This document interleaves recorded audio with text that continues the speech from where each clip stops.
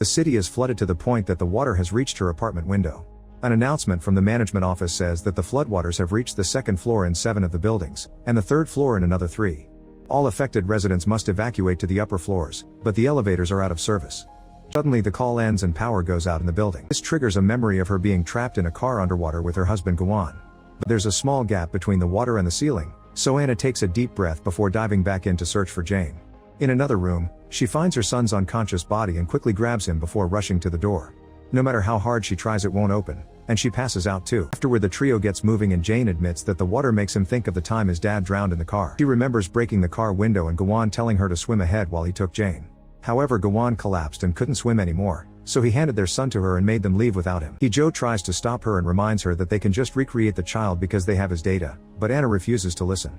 The chopper flies off with only the pilot, the box, and Anna, who realizes she has Jane's goggles in her pocket. Anna proposes to start a simulation that puts the mother through many difficulties to save her child over and over again. That way they can gather all the necessary emotions in a short period of time.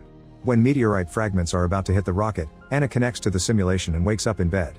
This time the water is already filling the apartment, but she gets the same call from Joe telling her they'll pick them up. After grabbing the medicine, Anna tells Jane to obey and not follow any strangers because Jane starts crying and calls her a liar as he wonders why he's 6 years old every day.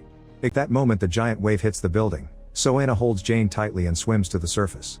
When she sees the helicopter in the sky, she remembers the previous simulation run and finds Jane's goggles in her pocket. A floating car suddenly hits her from behind, killing her and resetting the simulation. Sometime later Joe gives Anna chest compressions to revive her. The number 787 is on her shirt, indicating that it's the number of times she's unsuccessfully gone through the simulation. Joe shows her a picture he took earlier revealing that Jane followed the crowd and the child in the water wasn't him. Anna immediately goes looking for him, however Anna doesn't want to go with him because she's afraid he'll take her son, so she jumps into the water. Anna tries to save her every time and keeps dying, so now she's on simulation number 4007. She immediately checks her phone and is devastated to find thousands of drawings of her abandoning Jane before leaving in the chopper. At that moment Joe yells from the other floor saying he's found Jane. She immediately runs to reunite with them, but when she enters the apartment, the agents jump on her from behind to capture her. Joe tells her they'll wake her up on the roof to say goodbye and Anna reminds him that he dies on the roof every time. It's then revealed that this is simulation number 13,417. Anna tells him the full story, explaining she fails to save Jane every time. She also reveals they've had this conversation a few times and they've even tried to fight the agents together, but they were killed in every run. As they run through the corridors, Joe fights an agent hand to hand and volunteers to stay as a distraction so Anna can keep looking for her son. Anna runs into an empty apartment and more agents jump on her to capture her before a huge wave crashes through the window and throws them all back.